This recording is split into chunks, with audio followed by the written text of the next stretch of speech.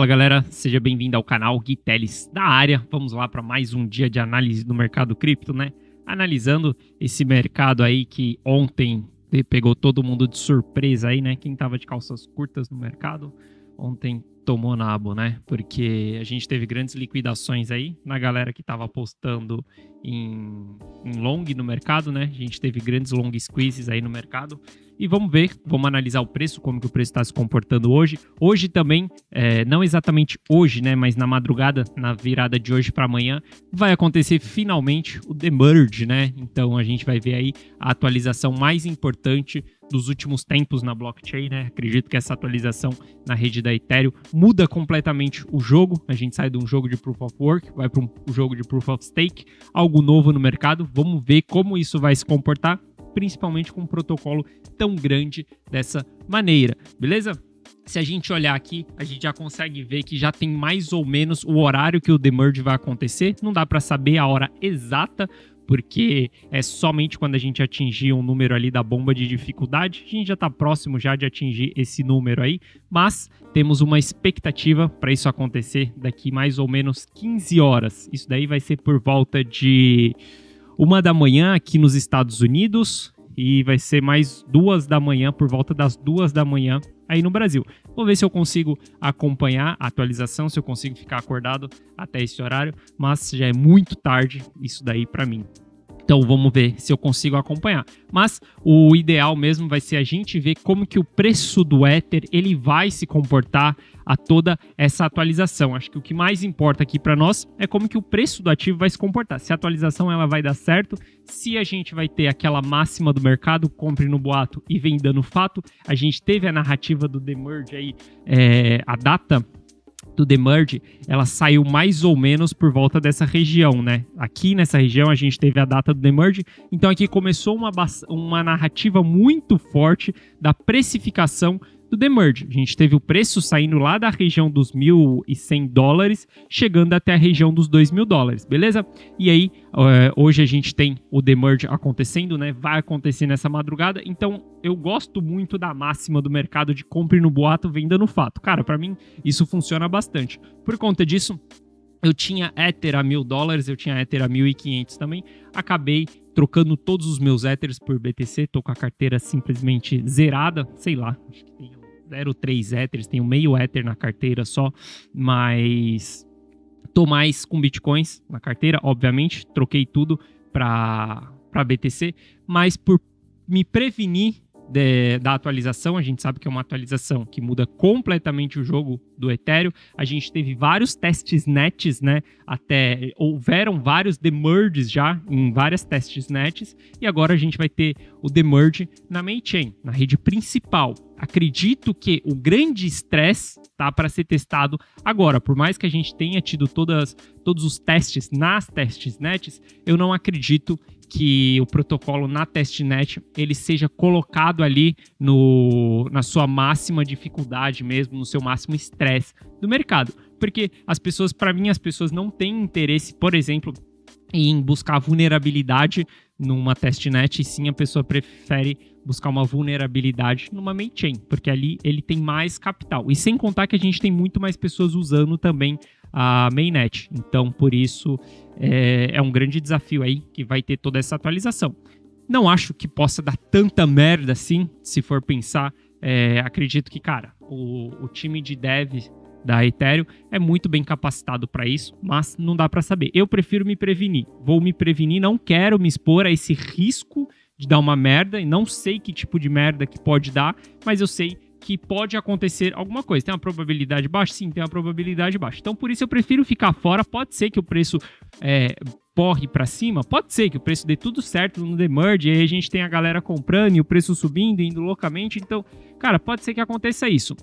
Então, eu vou me prevenir para ambos os cenários. A gente tem o Ether aqui, a gente viu que o Ether subiu. Cara, ontem, eu falo para vocês, vamos ler bastante a história que o Kendo nos conta, né? Então, a história que o Kendo nos conta de ontem, cara, foi venda pesada no mercado, em todos os mercados, né? Tanto no BTC quanto no Ether. Nasdaq, cara, acho que Nasdaq só sofreu... Nasdaq não, S&P. A S&P só sofreu uma grande queda, assim, cara, essa foi, acho que a maior queda desde do crash de 2020. Acho que essa daqui foi a maior queda que a gente teve no S&P. Então ontem foi uma venda massiva no mercado por conta da inflação nos Estados Unidos. A gente teve aí a inflação vindo acima do esperado. Algumas coisas no Core CPI acabou preocupando muita gente, mas eu já tenho um olhar um pouco diferente para o CPI. Moro aqui nos Estados Unidos, vejo que bastante coisa, o preço está caindo por conta do petróleo. Quando a gente teve a diminuição do valor do petróleo, bastante coisa aqui nos Estados Unidos dá para sentir menos no bolso hoje em dia. E quando a gente olha para o CPI cheio, não para o Core CPI, a gente vê que é o terceiro mês consecutivo onde a gente tem queda no CPI. Possa ser que a gente já tenha batido o pico da inflação lá em junho, né? Em junho. Lá em junho a gente já possa ter batido o pico da inflação, isso olhando para o CPI total, não para o Core CPI. Mas o mercado simplesmente precificou para baixo tudo isso daí, esperando que o Fed aumente aí 0,75 ou 1 pontos base, não dá para saber, mas isso tudo está influenciando muito o mercado cripto. O mercado cripto não anda exatamente como o mercado tradicional anda, mas o mercado cripto depende do ciclo monetário. Se a gente tem um aperto quantitativo, cara, todos os mercados crash. Se a gente tem um afrouxamento quantitativo, onde a gente tem mais dinheiro em circulação, cara, todos os mercados é lua. Então, isso daí é ciclo de mercado, beleza? Por isso está influenciando muito no mercado cripto. Mas, vamos aguardar, a gente vai ter aí, acho que dia 21, se eu não me engano, o Fed vai falar sobre taxa de juros. Pode ser que o mercado ele fique precificando negativamente até o dia 21 de julho, que isso daí é 21 de setembro, né? Não, julho já passou e faz tempo. Dia 21 de setembro, se eu não me engano.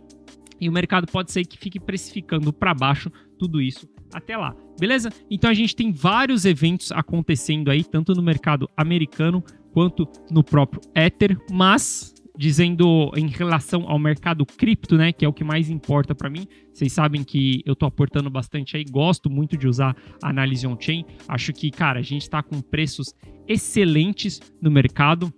A gente está com preços super descontados no mercado, né? Quando a gente vê período de capitulação, cara, meu grande interesse é entrar em período de capitulação e sair em período de euforia no mercado, beleza? Não quer dizer que a capitulação seja o preço mais barato do mercado. Pode ser que o mercado ainda caia um pouco mais. Lá em 2018 a gente entrou em capitulação em 4.600, o mercado foi parar em 3.400. Beleza, galera? É o que eu sempre falo, não quero ficar nem com o rabo, nem com a cabeça do peixe, só quero surfar um ciclo do mercado. Mas, dito tudo isso daí, como que eu estou me preparando para o Ether? Porque acho que essa daqui talvez seja a maior tomada de decisão aí que eu vou fazer nesses dias aqui, porque simplesmente eu troquei meus Ethers por BTC e tô de olho para voltar para o Ether. Já falei bastante para vocês que para o próximo ciclo do mercado eu quero ter mais Ether na carteira do que Bitcoin. Acredito que a gente tem um upside muito maior no Ether para o próximo ciclo. O Ether já está bem consolidado no mercado, então quero ter mais Ether do que BTC na carteira. Beleza? Vou acompanhar o preço do Ether, como que ele vai se comportar. A gente está vindo de topos e fundos descendentes no gráfico diário, tentando reverter para um topo e fundo ascendente no gráfico diário. Se a gente consegue reverter isso daqui, se a gente fizer o rompimento desse topo aqui, cara, beleza, é um padrão bullish no price action do Ethereum. No momento, estamos com um padrão bearish no gráfico do Ethereum, porque a gente veio da queda e a gente não conseguiu dar continuidade no rompimento desse topo aqui. Então, estamos em um momento onde, para mim, se o preço romper essa região dos 1.800 aqui, a gente fica bearish no Ether. Se a gente perder esse fundo aqui, a gente fica bullish no Ether se romper 1.800. Se a gente perder esse fundo aqui, aí eu já fico bearish no Ether, porque aí a gente vai buscar fundos mais baixos aí, quiçá a gente vem voltar para essa região aqui dos $1.000. Tudo depende de o que vai acontecer no The Merge. The Merge tiver alguma informação negativa, a gente pode romper isso daqui para baixo. Os mercados estiverem derretendo, a gente pode romper isso daqui para baixo também e vir buscar essa região dos $1.000. Acho mais improvável a gente voltar nos $1.000, mas pode ser que aconteça sim. Se o mercado americano continuar derretendo, a gente vai ver que o mercado americano tá em ponto de suporte. Se perder o suporte, a gente vai ter mais crash aí no mercado, beleza? Mas estou de olho exatamente nessas regiões aqui do Ether. Como eu estou vendido no Ether, né? Como eu troquei meus Ethers por BTC, caso a gente faça o rompimento dos $1.800 e faça um fechamento acima dessa região, eu estarei voltando para o Ether. Se a gente cai aqui abaixo, aí é outra história, aí talvez eu continue posicionado, depende de como tiver a dominância do BTC, quem estiver caindo mais aí no mercado. Mas meu stop, né, de venda do Ether e voltar para o Ether e sair do BTC e voltar para o Ether é se a gente romper esses 1.800. Isso daqui, galera, olhando para a data de hoje, tá? Olhando para a atualização que vai acontecer hoje, amanhã, os próximos 3 dias aí. Por quê? Simplesmente temos duas narrativas nesse momento. Uma que é as pessoas que estão vendendo o Ether e esperando com que dê merda no Demerge. E tem muita gente shortando o Ether também por conta do Demerge, acreditando que pode dar merda no Demerge. Se não der merda, essas pessoas que estão shortando, elas vão fechar a posição e quem está vendido vai comprar suas posições em Ether. E aí, exatamente, se a gente no Price Action tem essa recuperação de um pivô de alta ali no gráfico diário, rompendo os $1.800, me mostra que as pessoas estão com interesse na compra do Ether. Significa que aquele medo do mercado, do Demerge, ele tenha passado. Então, isso daí mostra que tudo deu certo, que possa ser que a gente continue no movimento de alta, porque se a gente olha o Ether, cara, a gente vai ver o semanal do Ether, tá super bonito o semanal do Ether, não tem o que falar do semanal do Ether, a gente está querendo, ainda não fechamos essa semana aqui, a gente precisa ver o fechamento dessa semana, The Merge vai influenciar bastante aí, tanto para baixo ou quanto para cima, né, depende da atualização, de como que vai ser, mas estamos formando fundo ascendente no gráfico semanal. Então, se a gente vem romper esse topo aqui, ó, dos $2.000, cara, eu vejo fortemente que o Ether estará entrando em tendência de alta. Depois a gente só vai ter aqui a linha de tendência de baixa primária para fazer o rompimento para o Ether realmente entrar em uma estrutura de alta no mercado, beleza? Então eu tô super de olho aqui porque quando a gente olha no semanal, isso daqui pode ser uma possível reversão do mercado, sim. Pode ser que não, mas pode ser que sim. Depende de como que esse movimento ele vai se confirmar. Se a gente confirma esse movimento para cá, isso daqui é um movimento positivo no mercado. Mas a gente também pode vir para cá, ser um movimento positivo no mercado, como a gente pode vir para cá e fazer um topo mais baixo que o topo anterior para vir buscar um fundo novamente no mercado, beleza? Então, o semanal do Ether, ele está bonito, mas ele está num ponto aí de ele tomar uma decisão, né? Se ele vai para cima ou se ele vai para baixo no mercado. Então, continuo acreditando aí que o mercado possa ter formado fundo no mercado. Claro que toda essa situação, olhando para o mercado americano, pode ter ficado um pouco mais feia no mercado. Mas aqui a gente tem a Fibonacci, né, de toda essa alta que a gente teve. Para mim, se a gente não perder o 0,618 de Fibonacci aqui, que foi onde a gente segurou esse fundo anterior aqui, ó, se o mercado americano se segurar acima dessa região, não fizer fechamento abaixo dessa região aqui, eu continuo apostando, né, que em compra no mercado, continuo bullish no mercado, mas caso a gente perca essa região, aí eu já começo a ficar mais com o cookie na mão mesmo, de que o mercado pode entregar mais queda, de que isso daqui pode ter uma pernada mais forte de baixa no mercado. Mas ainda não dá para falar que a gente vai vir buscar 3.400 pontos, porque nem na região dos 3.600 aqui a gente voltou ainda no mercado, né? Então, vamos aguardar toda essa movimentação aqui. Acredito que os próximos dias aí vai ser dias mais decisivos nesse ponto, né? Como a gente teve uma história do Kendall nos contando bastante força vendedora ontem, pode ser, geralmente, quando a tendência ela está muito forte, a gente tem confirmação logo em seguida. Então, seja para alta ou seja para baixa. Se a tendência de baixa ela está muito forte, a gente tem um grande candle nos contando uma grande história de força de venda no mercado e no dia seguinte a gente dá continuidade nessa força de venda no mercado. Veja só, Esses daqui, ó, são períodos aonde a gente tem a força de venda entrando massivamente no mercado. Então a gente teve um dia e aí a gente teve confirmação logo em seguida. Teve um dia de força de venda, confirmação logo em seguida. Beleza? Então, ó, aqui, ó, mesma coisa. Quando a gente tem grandes forças de venda no mercado, a gente tem continuidade no dia seguinte. Então, eu quero observar porque aqui a gente tem duas opções. A gente continuar essa queda forte mesmo, que é dando uma continuidade no mercado, ou simplesmente o mercado também, quando a tendência ela não está tão forte assim, a gente pode ter uma contração da volatilidade no dia seguinte, ou seja, hoje pode ser um dia mais ou menos, que o mercado não se movimente muito, e aí o mercado ele vai segurar para dar uma continuidade no movimento mais para frente. Então, vamos ver como que isso daqui vai se comportar. Talvez hoje possa ser um dia indeciso, cara. Esses dias, quando a gente tem uma alta volatilidade no mercado, grandes porradas no mercado, cara, dias seguidos é um dia mais complexo no mercado. Porque se a gente não tem continuidade daquele movimento, o mercado ele pode ficar ali meio lateral, abrir e fechar na mesma região, beleza? Então a gente tem que observar também como que o mercado americano vai se comportar hoje. Olhando para o BTC aqui, cara, BTC graficamente, a gente tem o BTC numa mega batalha aí no mercado, né? Porque até esse momento aqui a gente viu o Ether subindo muito e o BTC subindo bem pouco. A gente veio revisitar essa região aqui. O BTC segurou nessa região. Achei essa formação aqui muito interessante no mercado, né? A gente teve um teste aqui desse suporte 4 vezes consecutivas e segurou, entrou grande força de compra nesse candle aqui e ontem a gente teve um grande derretimento no mercado. Se vocês traçarem aí, tem essa linha de tendência de alta aqui de toda essa movimentação, o que me deixa mais com o cookie na mão é o fato da gente ter perdido essa região, retestado aqui essa região como resistência novamente e o mercado está vindo em queda. Eu vejo os 18.800 como 18.800, 18.500 aqui, ó, mais ou menos essa região aqui.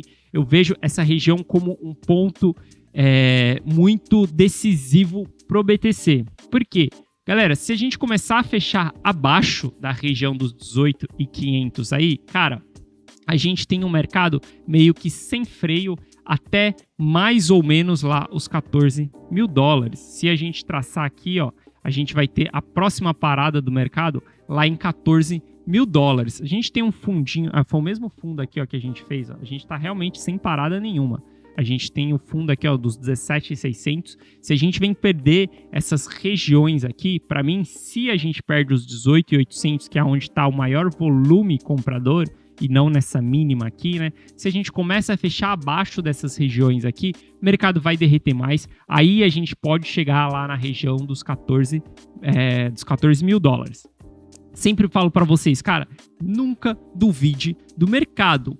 Eu não acredito que a gente possa chegar até os 14 mil dólares. Por quê? Vejo a RSI estressado, eu vejo a gente em região de capitulação, mas não é porque eu não acredito que eu vou duvidar do mercado. Não, eu não vou duvidar do mercado. Não é simplesmente dar all-in na região que eu estou hoje e não ter estratégia de compra na região dos 14 mil, por exemplo.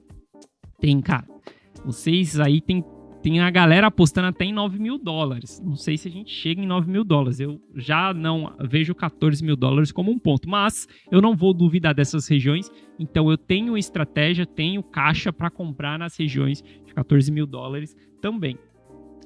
Mas dito isso daqui, cara, é super importante se a gente perder essa região aqui, ó, dos 18.800, quem não tem tanto estômago no mercado, pensar em fazer um stop sim no mercado para ir comprar em regiões mais baratas, porque se a gente perder os 20 mil dólares aqui, os 18 e pouco, a gente vai ter uma queda livre, como aconteceu nesses dois suportes anteriores. Então veja que quando a gente perdeu ali, ó, a região dos 38 mil, que era um ponto de indecisão também no mercado, ali, ó, entre os 35 e 38 mil, a gente perdeu essa região, a gente veio direto buscar a região dos 25 mil, ou seja, a gente caiu quase 10 mil dólares aí no valor do BTC. E aqui foi a mesma coisa, quando a gente encontrou esse suporte e ele fraquejou novamente, a queda foi forte no mercado.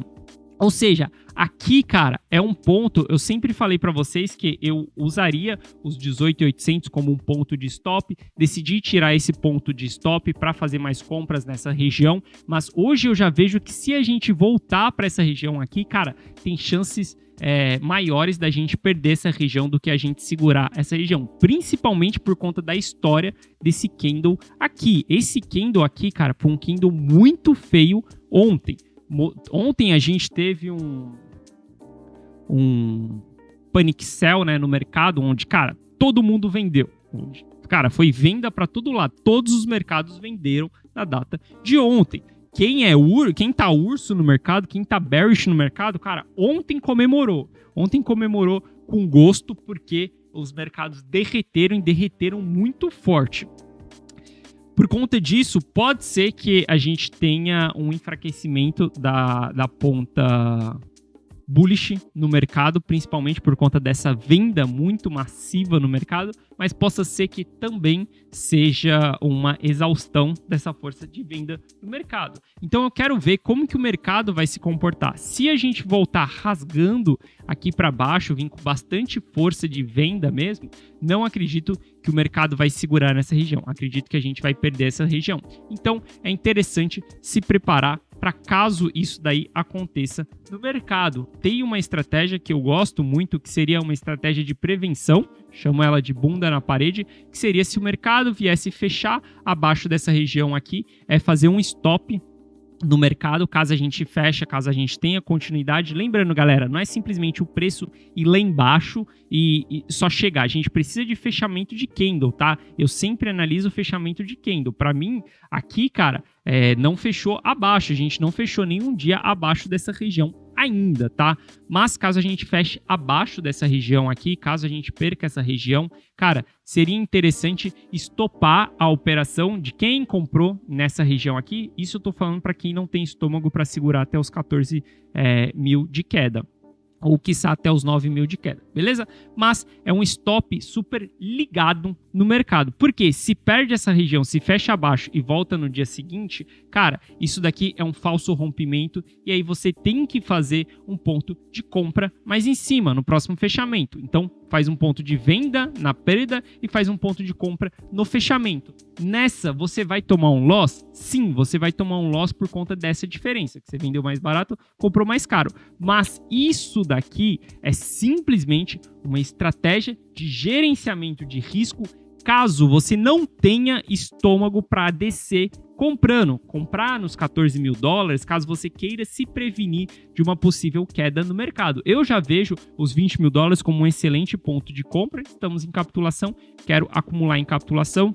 Vou comprar mais em 14 mil dólares, mas eu sei que nem todo mundo tem estômago e nem caixa para fazer isso. Então depende um pouco da estratégia. Eu ainda tenho 50% em caixa. Então, para mim, ficaria mais com o cookie na mão mesmo se a gente encontrasse um novo fundo ali, sei lá, 14 mil dólares, e aí o mercado venha a perder isso, vá buscar uns 9 mil dólares. Aí eu ficaria mais preocupado porque eu teria muito mais capital aportado do que em caixa, beleza?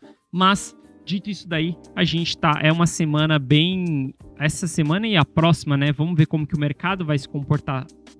Tudo isso em relação ao aumento da taxa de juros. Mas lembrando, tá, galera? Isso daqui é uma precificação já do que o Fed vai fazer. Por que que o mercado tá caindo assim? O mercado não tá caindo fortemente porque a inflação, veio um pouco acima do esperado. Não é por conta disso. O mercado está caindo porque as pessoas que operam o mercado, eu faço parte do mercado, você faz parte do mercado, todo o mercado, ele está tentando precificar os próximos passos do Fed, ou seja, o mercado está tentando precificar que vai ser 0,75, que vai continuar durante mais tempo, de que isso não vai acabar nem tão cedo. Então o mercado está tentando precificar tudo isso. Se vier alguma coisa fora do que o mercado espera, sei lá, um ponto base, por exemplo, no aumento da taxa de juros, aí a gente tem mais queda. Mas se vir aquilo que o mercado espera, se o mercado não tomar tanta porrada no pronunciamento do Fed, a gente vai ter... O mercado pode se segurar nessa região que nós estamos, beleza? Então isso daqui é uma precificação do mercado. Dito isso daí, eu sigo aportando do mercado porque estamos em período de capitulação do mercado. A gente ontem teve grande realização de prejuízo no mercado, a gente teve 1 bi de realização de prejuízo, a gente já não via tanta realização de prejuízo assim lá desde julho, né? Julho foi a última vez que a gente teve grandes realizações de prejuízo. Ontem a gente teve bastante realização de prejuízo, mas foi um panic sell no mercado, a gente teve todos os mercados fechando no vermelho aí, e cara... tem que ter estômago para quem quer entrar em período de capitulação. Tem uma parada que me chama a atenção. Ontem a gente teve também Bitcoins entrando na Binance, né? Então a gente vê que o fluxo para a Binance foi um fluxo positivo. A gente teve ali cerca de quantos? 5 mil Bitcoins? 5 mil Bitcoins foram enviados para a Binance. Claro que isso daí foi no movimento de panic sell. Se a gente olha na Coinbase, eu gosto de olhar bastante a Coinbase, que é onde a gente tem mais institucional, né, aqui nos Estados Unidos. A gente não teve entrada na Coinbase, está bem neutro. Na verdade, a gente vê grandes saídas da Coinbase, né? Mas quando a gente olha FTX também não teve tanta entrada de BTC. A gente teve mais BTCs entrando na Binance. Isso mostra um pouco mais do varejo correndo para venda. Porque a gente sabe que a Binance ela é mais varejo, né? Tem esse consenso no mercado, não é uma informação precisa, mas há um consenso de que o institucional americano compra na Coinbase e o varejo compra na Binance, e a gente tem a FTX ali como mais ou menos, né? Mas algo que me chama a atenção da movimentação de ontem foi que a gente teve um pequeno volume, não foi um volume muito alto, mas a gente teve um pequeno volume de moedas antigas sendo transacionadas. Ou seja, um pouco do long term holder vendeu ontem também nesse panic sell que a gente teve no mercado. Lembrando, o long term holder às vezes ele realiza prejuízo mesmo. Se a gente olhar lá em 2018, cara, a gente vai ver que na última queda ali, ó, a gente teve o long term holder vendendo aqui no finalzinho ali do penhasco. Quando a gente caiu no penhasco, a gente teve também alguns long term holders vendendo no mercado, beleza? Mas o que me chama a atenção é quando a gente olha aqui, o que me deixa bullish ainda, mesmo olhando essa informação aqui, que o long term holder vendeu no mercado, é simplesmente a gente ver que não houve realização de lucro no mercado. Cadê realização de lucro? Aqui, ó. A gente não teve realização de lucro no mercado nessa venda, a gente teve realização de prejuízo. Ou seja, esse long term holder que vendeu é um long term holder que comprou durante essa queda. Não que ele seja um long term holder do ciclo anterior. Ele simplesmente é uma pessoa que entrou em algum momento dessa queda. Pode ser uma pessoa que esteja... pessoas, né, entidade que estejam capitulando no mercado. Estejam pensando em vender agora para comprar mais barato lá na frente. Essa é uma estratégia que eu não gosto muito, porque a gente já caiu bastante, já está em capitulação, então possa ser que não tenha esse mais para frente lá, beleza? Mas chama a atenção sim a gente ter um pouco dessa venda do long term holder, mas olhando para as exchanges, eu vejo que quem mais vendeu ontem foi mais varejo. E novamente, galera, estamos na região de capitulação.